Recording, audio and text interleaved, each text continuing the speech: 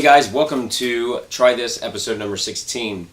If you remember from the last video, I discussed an idea that you could apply over stablemates in the first 4 bars of the tune. And in this particular idea, what we're going to cover is the ascending half steps that we get, starting with the F minor, the G flat 7, G7 to the C7. And that's where the idea will end. So we'll have a 4-bar phrase that we can incorporate over the chord progression. Before we get started, I just want to remind you to check out the description below, where you'll find a link to Soundslice where you'll see this notated, as well as links to my lessons on musiclessons.com and the courses I have there. And you'll also find links to the gear that I use and a link to the Everyday Musician, which is a blog that comes out every Thursday. So let's get started. So what I'm going to do before we put it in time is I'm just going to break it down real slow, out of time, and just talk a little bit about what I'm doing here. So over the F minor, the 7 chord, what I'm starting with is the 3rd. So I have this idea of minor 3rd to the root to the 5.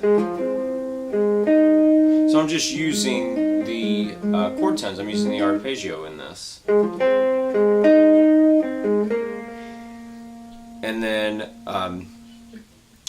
what I have from there, that leads to the 3rd of the G flat 7. And I'm doing this triplet figure. So what I started with first is these 8th notes, 16ths, followed by an 8th. And then that ties over, and you'll see that notated as we go further in and put it in time. I'm not going to dissect every rhythmic figure here. I'm just going to point out some basic things and just show where I'm playing this and talk a little bit about it. But I land here on the 3rd, and what I started to do here is go up in triplets. Triplet, right? Then 8s, and then triplets. And then I go into a 16th note run on the 4th beat. And I am playing it with my pinky, 2nd, 3rd, pinky again, 4th finger.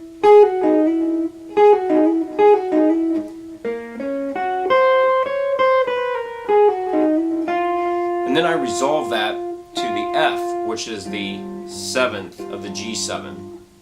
At this point I'm going into full-on 16th notes here. So I'm going to the F, a D, C sharp, B flat, resolving that to the 3rd. So I am pulling some outside notes in here. I have the sharp 11, and I also have the sharp 9 in here. And then I make sure on beat number 2 that I'm going to the 3rd of that G7. Okay. Okay, let's go back. And I jump down here on the 5th fret with that. So I'm going from, and you know, it's a little bit of a stretch here. It's not bad if you run 3-finger, scales, those types where any kind of stuff like that, then it's not really going to be an issue for you. So you have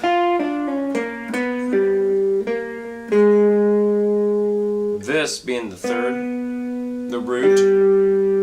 Then I'm going back again to the sharp 9. And the flat 9.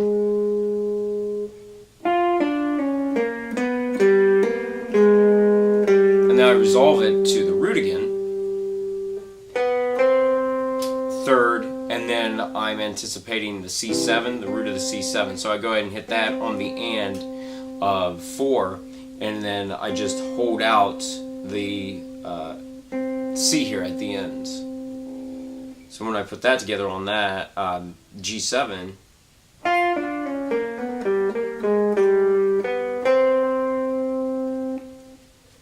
so now let's go ahead and put that in time. Here's the idea at 1:15.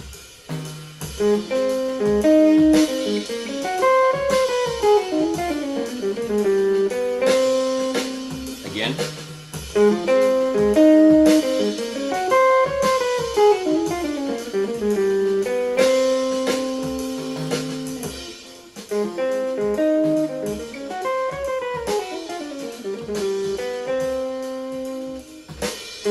Alright